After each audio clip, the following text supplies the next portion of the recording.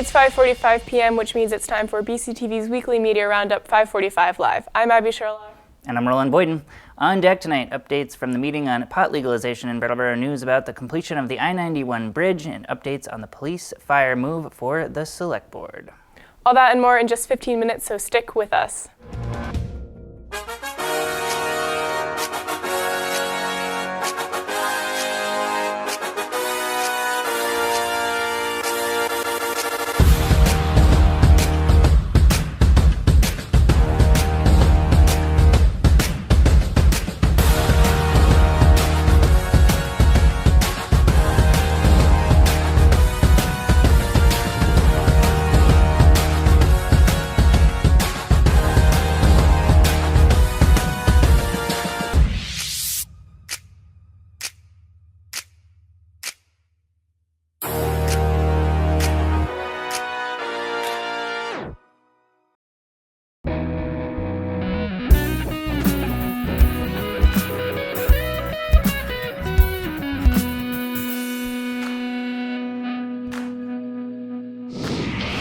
Welcome back to this January 22nd, 2016. I think I accidentally said it was 2015 last week when we were here. 2016 edition of 545 Live. A look there at some footage fresh off of the card from BCTV's new aerial helicopter. Some call it a drone. I think helicopter is a little less controversial, but get a chance to look at some of that footage there as we compile some stock footage around town. In the meantime, we'll launch right into the headlines here. Now, a public forum was held on Monday evening at Brattleboro Union High School featuring both proponents and opponents of legalization of marijuana. The forum, organized by the Senate Judiciary Committee, hosted 12 speakers, with each of them getting around 3 minutes to speak.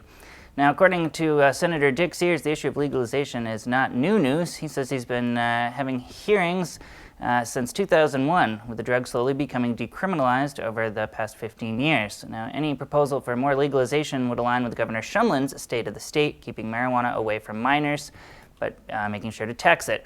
The forum on Monday also held much discussion on keeping the drugs away from minors after legalization, with those at the forum worried it could lead to brain development issues, more drug addiction, and even potential suicide. Senator Sears says that there are currently 2 bills being addressed by the Senate Judiciary Committee, and if a bill gets 3 votes by January 29th, it will then move on to the Senate Finance Committee. These bills can be seen at legislature.vermont.gov. Now, for a quick clip from that forum on Monday, we're going to take a look at some footage shot by BCTV board member and longtime 545 Live correspondent Joe Bushy, who was there to gather the full forum.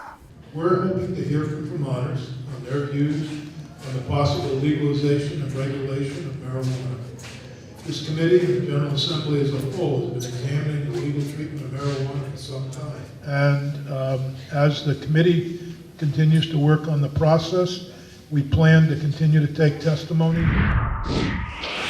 You can see that full Senate Judiciary Committee hearing on the legalization of marijuana as the committee held 3 different forums all across the southern half of the state, with that one happening in Brattleboro on Monday. The full forum can be found at brattleboro.tv.org to stream at your leisure, and it's going to show this coming week. To click up the dial on our government and education sister channel, Channel 10.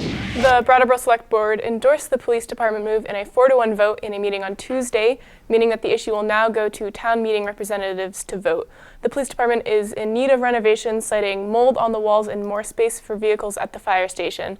A survey that was released on January 6 took the public's opinion, showing a fairly even divide on moving the station to Black Mountain Road, which would cost around $4 million and be feasible for the next 20 years, also leaving room at the municipal center to be leased. Although this option is fairly cheap, many dislike the idea of the police not being downtown. Also, according to the survey, around 75% of participants were in favor of a fire department renovation, and around 40% supported the addition of another story to the building, although the select board disagreed. This project will be further discussed at a special representative town meeting at the Brattleboro Area Middle School on March 12th. And you can bet BCTV will be there at BAMS for that special representative town meeting to broadcast it live with 4-camera coverage. We'll be back 2 weeks later for regular town meeting on another Saturday as they've doubled down for this complicated police fire project. Now, speaking of that survey, they did have over 500 people fill out the survey online, 505 with another 18 filling out paper results of the survey. You can find all the results at brattleboro.org, the town's official website. Now, at this week's regular Select Board meeting on Tuesday, a 4-hour affair no less, the board had much discussion on this coming town meeting, the police fire upgrades, and the survey results, how they represented the town.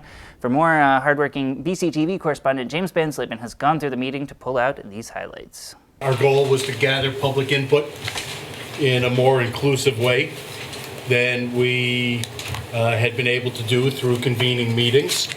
We're certainly not bound by the information in the poll. There are the potential for some flaws in its methodology, but it's a useful tool, and we want to thank everybody who participated. Moving on with updates from the I91 Bridge.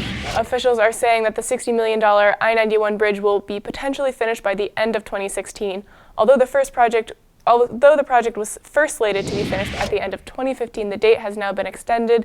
The previous two bridges were more than 50 years old and far too narrow, and now are being replaced by a very structurally sound 4-lane bridge that will also feature viewpoints of the West River. The current goal for completion, according to VTrans director David Hoyne, will be before next winter comes around November. Unfortunately, Hoyne did say that there will continue to be closures of Exit 3 when traffic is heavy to help aid the traffic flow onto the bridge. Looking there as we've got that latest update at some of our footage of the I91 Bridge construction project from the air. We'll keep you abreast of all the happenings as they continue to try and get that bridge finished and 91 flowing again. All right, in the meantime, we're going to take you north now to the State House in Montpelier, where the return of Montpelier Connection, BCTV's live webcast show produced by Wyndham 4 Rep Mike Murwicki, has come back with a brand new episode with Mike and Tristan as Mike gets legislators behind the lens of his iPad for weekly updates, help us here down in the southern portion of the state get a little closer to the action at the State House here. Mike, what's it looking like up there? We just had the State of the State, then the budget address. What are you guys thinking as you go into the legislative session here? We are 1 week into the legislative session, moving along. We've heard the governor's inaugural address, and today we'll be hearing the budget address. And one of the things that is on a lot of people's minds here is education financing, and one of the things we've been hearing a lot about is education reform. All right, that just a little bit from Mike and Wyndham 2-3 Rep Tristan Tolino as they talk about some of the happenings up at the State House, part of the latest Montpelier Connection live webcast from the State House. You can find that at the Montpelier Connection landing page at BrattleBoroTV.org. Jerry Carbone has officially retired from his library director position after working there for 37 years.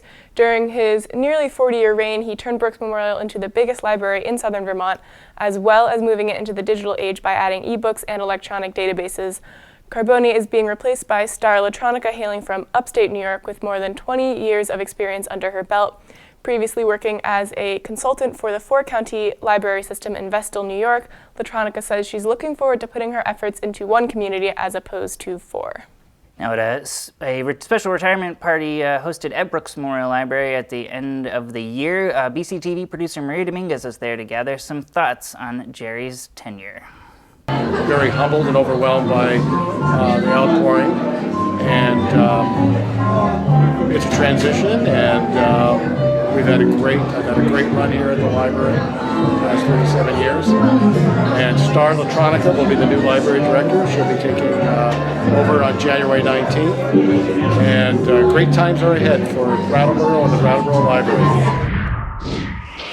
You can see that full Jerry Carbone retirement party piece. It's showing this week on BCTV Channel 8, and of course you can find it at BrattleBoroTV.org. All right, time to move on here. We've been tracking the progress of Project Feed the Thousands, the annual food and fun drive that seeks to help feed the ever-increasing number of hungry Wyndham Countyites, and it was with great pride that longtime Project Feed associate Tim Johnson reported this week that the campaign was able to well exceed its goals, both in non-perishable food items and in cash that can be used to buy food at 8 times lower the cost at the Vermont Food Bank, helping to stock the drop-in center shelves along with the shelves at other area pantries for the rest of the year. Project Feed has gone over its goal for the year. $117,000 in cash, 207,000 meals. Thank you to all contributors, including, again, just a great job by Brattleboro Town employees. Thank you all. There's Tim Johnson talking about the success of Project Feed the Thousands this year, and even with all that good news about them exceeding their goals, they still need more donations to help stock those shelves at the drop-in center all throughout the year. You can make a cash donation online via PayPal at projectfeedthethousandsalloneword.org. That cash, a $1 donation buys about $8 worth of food, so a $5 donation buys about $40 worth of food. See where I'm going with that one. So even with them wrapping up the major campaign that they do this time of year, they still need more donations. So again, projectfeedthethousands.org can make an online donation. All right, with that, time to move on in the headlines. The Nuclear Regulatory Commission, or NRC, is extending comment time for the public to input their opinion on creation of new rules for the decommissioning of Vermont Yankee and nuclear plants like it. The comment time has been extended for 75 days, allowing for the Vermont Nuclear Decommissioning Citizens Advisory Panel to add their research and input. The decommissioning of the plant started in December 2014 and has now been going through the long decommissioning process, which led to complaints that the NRC is taking under consideration. The public comment period first began in November 2015 and has now extended the period to March 18th, 2016. However, the NRC will not be finalizing the new rules until 2019. You can keep abreast of all of the Vermont Nuclear Decommissioning Citizen Advisory Panel happenings, Vermont NDCAP, at their series landing page, brattleboro.tv.org/VT-NDCAP, NDCAP. All right, with that, it's time to launch into our BCTV video calendar, which is all sponsored by the Brattleboro Savings and Loan, whose generous contributions to BCTV each year help fund our weekly look at upcoming events, and we'll start by talking about the Brattleboro Outing Club as they get set to host a full moon ski and dinner on Saturday, January 23rd from 6:30 to 9:30 p.m. to ski by the light of the moon and later warm up with dinner at the Fairway Tavern. This event is free for Outing Club members and $15 for adults. Check the Outing Club Facebook page for more details. Now, also on Saturday from 7 to 10 p.m., Vermont Shakedown will be performing at the Pizza Stone in Chester, Vermont, playing Afrobeat, more funk and West African traditional music. For more information, you can check out their Facebook page as well. That does it for another edition of 545 Live. Thanks for joining us. We'll see you next week right here on BCTV Comcast Cable Channel 8 at 5:45 p.m. Eastern Time. In the meantime, thanks for watching.